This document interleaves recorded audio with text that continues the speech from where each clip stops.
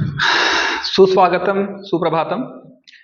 उम्मीद कर रहा हूं कि आप हॉस्टल वार्डन की तैयारी के बाद जो आपको समय मिला होगा, प्रयोगशाला तकनीशियन के पद की तैयारी में बहुत अच्छे से भिड़े होंगे। प्रयोगशाला तकनीशियन की तैयारी कैसे करें, ये सब्जेक्ट आज मैंने नहीं रखता है और तर्कसंगत है भी नहीं। मुझे पूरी उम्मीद है कि आप इतने लंबे समय से इसकी तैयारी कर रहे होंगे, क्योंकि सिलेबस इतना हैवी है, इसे 5 या 6 दिन में हम पूरा नहीं कर पाएंगे। लेकिन फिर भी इन 5 दिनों के भीतर में क्या स्ट्रेटेजी होनी चाहिए, हमारे इस एग्जाम की तैयारी को लेकर के क्या रणनीति होगी, और परीक्षा हाल में वो क्या गलतियां नहीं होनी चाहिए जो जनरली हमसे हो जाता है, हॉस्टल वार्डन के एग्जाम के समय भी हुआ है। इसी बात की चर्चा करने के लिए अपने छोटे अनुभव, जो एक बहुत लंबे समय से मैंने प्राप्त किए हैं, बता रहा हूँ। हो सकता है कि हर एक शिक्षक की विचारधाराएं, भावनाएं थोड़ी अलग हो, तो कहीं अगर वो आपकी तैयारी से मैच ना खाएं तो आप उसे अन्यथा ना लेकर के आप उन विचारों को उतना ही ग्रहण कीजिए जो आपके काम आएगा। ठीक है, चलिए। अब चूंकि हम लोग देख रहे हैं सबसे अधिक प्रेरित करने वाला जो इस जगह पे है वो है हमारा पद की सिक्योरिटी, यानी जो गवर्नमेंट जॉब हमको जिस दिन मिलेगा, हमारा आने वाला भविष्य जो है सुरक्षित हो जाएगा। ये इस बात की जो सिक्योरिटी है वो सबसे बड़ा इस पद के लिए एक प्रेरणा का काम करेगी। तो आप ये सोच लीजिए कि अगर ये पद हमको मिल जाता है तो आगे का भविष्य हमारा सुरक्षित हो जाएगा। इसलिए हम किसी भी प्रकार की कोई गलती इस एग्जाम के लिए नहीं करेंगे। और मैं पूरी तरह से उम्मीद कर रहा हूँ कि आप एक लंबे समय से तैयारी कर रहे होंगे। अगर आप तैयारी नहीं भी कर रहे हैं तो फिर भी कोशिश करके जरूर देखिए कि कैसे होगा। देखिए, जो सिलेबस हमको दिया है मुख्य रूप से ये 3 भागों में बटा हुआ है। एक साइंस, एक छत्तीसगढ़ और एक कंप्यूटर। कंप्यूटर की तैयारी अभी आपने हाल ही फिलहाल की है। छत्तीसगढ़ आप एक लंबे समय से तैयारी कर रहे हो। अब बच गया हमारा ऊपर वाला हिस्सा। ऊपर वाला हिस्सा सबके लिए नया है, तो किनका सिलेक्शन होगा या किनके सिलेक्शन होने का चांस होगा। तो पहली बात तो आप नेगेटिविटी अपने माइंड से हटा दीजिए। बहुत सारी नकारात्मक बातें हमारे दिमाग में बाधा डालती है। तर्क, हम सिर्फ तर्क वितर्क करते रहते हैं, अन्यथा तर्क करने की बजाय हम पॉजिटिव तर्क करें। सिलेक्शन हो ना हो कोई इंपॉर्टेंट नहीं है हमारे लिए, हम तैयार तो करें। भले साइंस बैकग्राउंड से हमारा नाता एक लंबे समय के बाद छूट जाता है 11वीं 12वीं के बाद, लेकिन हमने थोड़ा बहुत तो पढ़ा है। फिर भी हम प्रयास करें, हम पॉजिटिव रहें, हम वहां अधिक से अधिक नंबर तक पहुंचने का प्रयास करें। ये हमारे लिए इंपॉर्टेंट है कि अगर आप कोई कहता है कि साइंस है, क्या मतलब है ना, ऐसे ही हल्के फुल्के एग्जाम के अनुभव दे रहे हैं, ऐसा नहीं कीजिए। क्योंकि देखिए, 11th और 12th का जो साइंस है एक लंबे समय से विद्यार्थियों से छूट चुका रहता है। ठीक है, अब उसके बाद जिसका अगर साइंस बैकग्राउंड अच्छा है तो इधर की तैयारी अच्छी नहीं हो पाती। तो कहीं ना कहीं बैलेंस तो बराबर है। अब अभी हॉस्टल वार्डन का एग्जाम देख लीजिए, है ना। एग्जाम से पहले ऐसे क्यास लगाए जा रहे थे कि 80 नंबर, 85 नंबर तो मेरा आ ही जाएगा। 65 नंबर अभी लाना मुश्किल है, क्योंकि एग्जाम की प्रकृति अलग होती है। तो इसीलिए हम थोड़ा बहुत दिमाग लगा करके मेहनत करके हो सकता है कि हम सफलता तक पहुंच जाएं। और जिनकी तैयारी मजबूत है वो लोग तो और अच्छे से आप जम से तैयारी कीजिए। देखिए कैसे हम तैयारी करें, क्या आयाम होना चाहिए हमारे तैयारी का। 20 नंबर के आपके पास कंप्यूटर का सवाल आएगा, 20 नंबर का जीएस आएगा और बाकी 60 नंबर का आपका साइंस आएगा। साइंस भी फिजिक्स, केमिस्ट्री, बायो के अलावा भूगोल, गृह विज्ञान और पर्यावरण दिया गया है। यहाँ आप देख लीजिए, आप क्या करेंगे, आपके पास 10 टॉपिक है, 11 टॉपिक है, एआई भी डाल दिया है इस बार, है ना। 11 टॉपिक का मतलब 5 दिन और 11 टॉपिक, तो एक दिन में 2 टॉपिक पूरा करना है आपको कंप्यूटर का। कैसे पूरा करना है, जैसे आप प्रिंटर पकड़े और आपने वायरस पकड़ा, तो आप, हाँ एक चीज और मैं आपको बोल दे रहा हूँ, जब भी आप प्रश्न किसी एग्जाम की तैयारी कर रहे हैं, आपने हॉस्टल वार्ड के एग्जाम को भी देखा है, क्वेश्चन में गहराई जरूर होगी, कथन निष्कर्ष वाले सवाल रहेंगे, लेकिन आपने एक चीज गौर किया होगा कि क्वेश्चन के आने का एरिया लगभग एक जैसा रहेगा। आपको कंप्यूटर के इतिहास को लेकर के प्रश्न नहीं पूछेगा। अब इसका मतलब ये नहीं कि मैंने ऐसा कहा और आपने नहीं पढ़ा और आ गया तो मैं जिम्मेदार भी नहीं हूं, इस बात को भी ध्यान रखिएगा। अपने विवेक और बुद्धि का प्रयोग जरूर करेंगे, लेकिन फिर भी एक मोटा मोटा जो आईएमपी पार्ट का जो एक एरिया रहता है, उस एरिया को आप पहले फोकस करेंगे अगर समय नहीं है तो।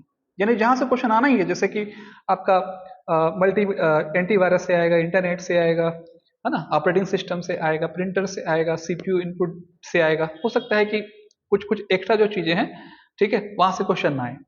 तो उस सूरत पे आप सेट कर लीजिए एक दिन में 2 टॉपिक, यानी हमको एंटीवायरस पढ़ना है और हमको प्रिंटर पढ़ना है आज के डेट में। तो कैसे पढ़ेंगे? एंटीवायरस और प्रिंटर दोनों को पूरा डिटेल से पढ़िए, एक बार नहीं पढ़िए, 2 बार पढ़िए, और दोनों बार पढ़ने के बाद सारे ऑब्जेक्टिव क्वेश्चन जो प्रिंटर के मिले आपको, एंटीवायरस के मिले, अब उनको सॉल्व कीजिए। अब यहाँ पर समस्या हो सकती है कि हो सकता है कि आपको पर्टिकुलर केवल एंटीवायरस से जुड़ा हुआ क्वेश्चन ना मिले, तो आप इसका एक उपाय कर सकते हैं। मैंने बार बार बताया है, हर वीडियो में बताया है इस चीज को, और आगे ही बोलता रहूंगा, उसका बड़ा फायदा मिलेगा, आप उसका फायदा उठाना नहीं जानते हैं।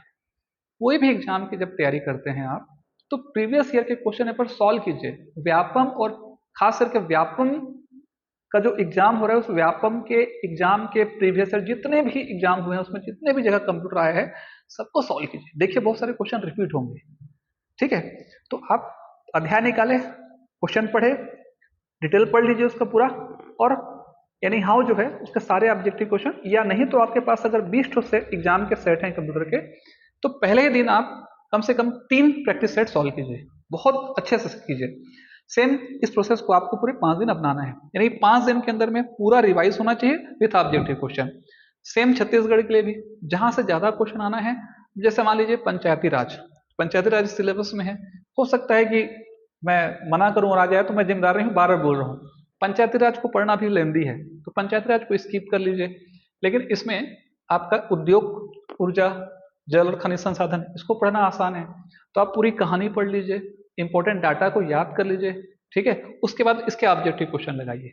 यहाँ भी आपको क्या करना है, कम से कम एक दिन में 2 टॉपिक पढ़ना है, इसका एक दिन में 2 टॉपिक, इसका एक दिन टॉपिक, और मिनिमम 1-1.5 घंटा तो आपको देना ही पड़ेगा सारी चीजें छोड़ करके। इसके बाद अपन साइंस की ओर पहुंचते हैं। तो जब साइंस की ओर पहुंचते हैं, तो साइंस में आपको 3 हिस्से हैं, बायो, फिजिक्स, केमिस्ट्री, और इधर भूगोल, गृह विज्ञान और पर्यावरण। तो मुझे जहां तक लग रहा है कि आप सरलता से शुरू कीजिए, कि यहाँ के क्वेश्चन कठिन आएंगे। 11th-12th सीधा बोल दिया है, हार्ड आएंगे। तो पर्यावरण को पहले पढ़िए, वो सरल पड़ेगा, उसके बाद फिर भूगोल को पढ़िए, ठीक है? और मेरे हिसाब से तो आपको एक दिन में एक टॉपिक खत्म करना चाहिए, पूरा पर्यावरण पढ़ लीजिए। आज के डेट में अगर आज शुरू कर रहे हैं तो पर्यावरण खत्म कर लीजिए, उसके बाद कल, आज पर्यावरण खत्म करके important question IMP objective question solve कर लीजिए। कल जब पहुंचे तो गृह विज्ञान पढ़ लीजिए, परसों पहुंचे तो भूगोल पढ़ लीजिए, कठिन कठिन टॉपिक आखिरी में। उसके बाद रसायन, फिजिक्स और बायो, जो सबसे कठिन पड़ता है आपको, उससे सबसे आखिरी में पढ़ें। और अगर बाई द वे किसी कारणवश फिजिक्स पढ़ना तो पड़ेगा, फिजिक्स, केमिस्ट्री, बायो अगर आप नहीं भी पढ़ पाते हैं, तो कम से कम उसका ऑब्जेक्टिव क्वेश्चन, आईएमपी क्वेश्चन जरूर पढ़ के जाएं। प्रीवियस ईयर के जितने भी क्वेश्चन हैं उसको कम से कम सॉल्व करें। अगर आपको लगता है कि आपके पास टाइम नहीं है अभी फिलहाल साइंस को पढ़ने का, तो केवल ऑब्जेक्टिव क्वेश्चन पढ़िए आप, है ना? अब आपके पास इसके लिए एक पर्टिकुलर बुक होना चाहिए और एक ऑब्जेक्टिव का क्वेश्चन पेपर होना चाहिए, ठीक है? आप बुक को डिटेल से पढ़िए, फिर ऑब्जेक्टिव लगाइए, बुक को डिटेल से पढ़िए, ऑब्जेक्टिव लगाइए। और मेरा एक कहना है कि जो सिलेबस दिया है, सिलेबस को कंप्लीट पूरा करें, क्योंकि हमको इधर के सिलेबस हमको नहीं दिए गए, लेकिन फिर भी जो इंपॉर्टेंट टॉपिक है, उस टॉपिक से तो आप जरूर क्वेश्चन बनाइए, और ऐसे टॉपिक को पकड़िए जो आपसे बन जाते हैं, क्योंकि साइंस से इसलिए बोल रहा हूं मैं, अदर सब्जेक्ट होता तो उसकी बात नहीं करता, ठीक है? दूसरा महत्वपूर्ण चीज, फुल तैयारी करके जाइए। जब आप परीक्षा में जाएंगे, जो गलतियां आपने हॉस्टल वार्डन में की है, वो आगे बिल्कुल भी नहीं करेंगे। इस गलती को मैं बार बार बोल रहा हूं। आप देख सकते हैं कि बहुत अधिक आपने क्वेश्चन, वहां हॉस्टल वार्डन में आपको अधिक क्वेश्चन अटेम्प्ट करने चाहिए, तो वो ठीक था, लेकिन यहाँ साइंस है, इसलिए मुझे लग रहा है कि आप जितना जान रहे हैं उतना ही बना के आइए, ज्यादा बेटर रहेगा। ज्यादा माइनस मार्किंग करने की आपको जरूरत नहीं है। अगर आप रिस्क लेना चाहें तो आप कंप्यूटर, छत्तीसगढ़ और पर्यावरण, गृह विज्ञान, अधिक से अधिक भूगोल पे ले सकते हैं। साइंस के सब्जेक्ट जितने आ रहे हैं उतने बनाइए, जितने नहीं आ रहे हैं नहीं बनाइए। देखिए, जब हॉस्टल वार्डन का कटअप जो है 65-70 जा सकता है, बल्कि 65 में भी हो जाना चाहिए, तो लगभग मुझे उम्मीद है कि यहाँ भी बहुत अधिक कटअप नहीं जाएगा, कटअप गिरेगा। तो आप अधिक से अधिक सही प्रश्न बना करके आएंगे, गलत को नहीं बनाएंगे। उम्मीद करता हूं कि ये चीजें, छोटी मोटी चीजें जो है आपको समझ में आ रही होंगी, और किसी प्रकार का कोई भी कंफ्यूजन होगा तो आप मुझसे कंसल्ट कीजिए। 2 ही तरीका है, डिटेल पढ़िए, ऑब्जेक्टिव सॉल्व कीजिए, डिटेल पढ़िए, ऑब्जेक्टिव सॉल्व कीजिए, और पूरा सिलेबस को पूरा करिए। केवल नहीं कि आप 5 दिन पर छत्तीसगढ़ पढ़ें या खाली जीएस पढ़ें, उन सब्जेक्ट को भी आपको पढ़ना है। टाइम को अब अपने दिन का बराबर बांट लीजिए, है ना, नंबर के हिसाब से। इसका रेशियो 1/4 है, इसका ये 40% है, इसका 60% है, उस हिसाब से आपको डिवाइड करना है कि जैसे हमारे पास 5 घंटा है तो 2 घंटा इसको देंगे, 3 घंटा उसको देंगे, है ना भाई। 5 भागों में है तो 3 भाग उसको देंगे, 2 भाग इसको देंगे, और सभी सब्जेक्ट को समान समय दीजिए, जरूर आपका सिलेक्शन होगा। सबको शुभकामनाएं।